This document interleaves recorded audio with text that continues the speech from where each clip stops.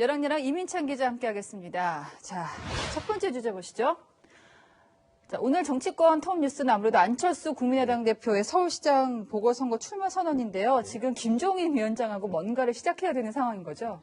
서로 밀고 당기는 밀당이 시작됐습니다. 네, 밀당. 안철수 대표가 말한 야권 단일 후보가 되기 위한 밀당이 시작됐다. 예. 야권 표가 분산되면 선거 승리를 장담할 수 없겠죠. 그러다 보니 김종인 위원장도 안철수 대표도 야권이 힘을 합쳐야 한다는데 동의하고 있습니다. 이번에는요. 예. 하지만 후보 단일화라는 강론으로 들어가면 서로 입장이 다를 수밖에 없겠죠.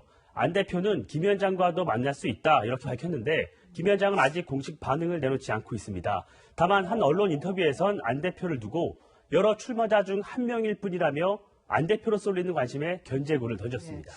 어젯밤에 저희도 이제 긴급하게 관계자랑 통화를 해봤는데 사실 가까운 사람들조차 좀 갑작스럽다 이런 분위기가 강했습니다.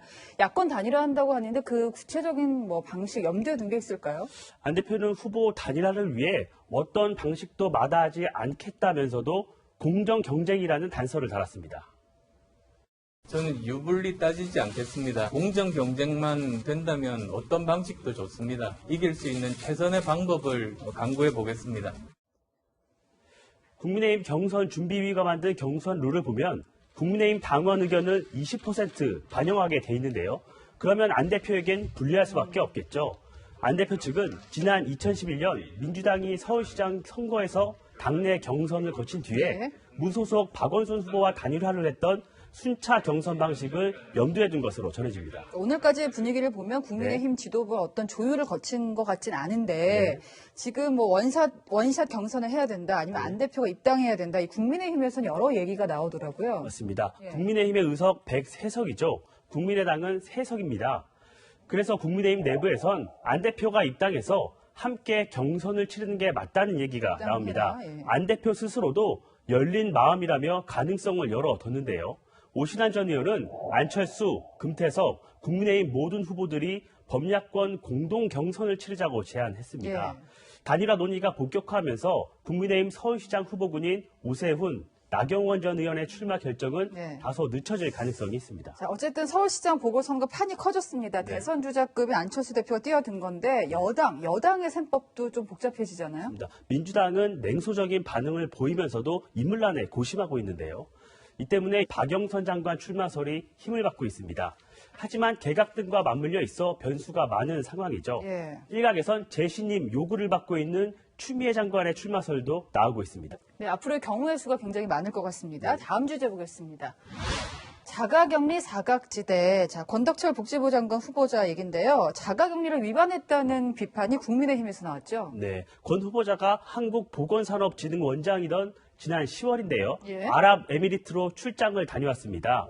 정부 방역 지침에 따라 2주간 자가격리를 해야 하는데 자가격리 종료 3시간을 앞두고 한 행사에 참석하기 위해 외출을 했다는 주장이 나왔습니다. 국민의힘 조명희 의원이 공개한 권 후보자 출장 보고서를 보면요. 현지에서 마스크를 착용하지 않고 회의를 하거나 기념 촬영을 하는 모습들도 보입니다. 지금 뭐 코로나 바이러스가 사람 가리는 건 아닐 텐데 원래 자가격리를 위반하면 엄중 처벌하겠다. 이게 정부 입장이잖아요. 맞습니다. 지난 6월인데요. 미국에서 입국한 40대가 자가격리 종료를 2시간 앞두고 부가가치세 신고를 위해 세무서를 방문했는데 벌금 200만 원을 선고받기도 했습니다. 2시간에도 벌금을 물었으니까 3시간 앞두고 나간 것도 문제가 될 수 있어요. 권 후보자는 뭐라고 합니까? 권 후보자 측은 외교 공무상 출장으로 자가격리 면제 대상이라고 밝혔는데요. 또 입국 때 한 진단 검사에서도 음성 판정을 받았기 때문에 문제가 안 된다고 주장했습니다.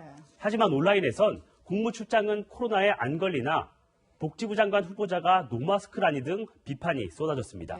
고위공직자들이 스스로에게 엄격해야 국민들도 정부를 신뢰할 수 있겠죠. 오늘의 여랑여랑은 솔선수범으로 정해봤습니다. 네, 이중잣대 안 되겠습니다. 지금까지 여랑여랑이었습니다.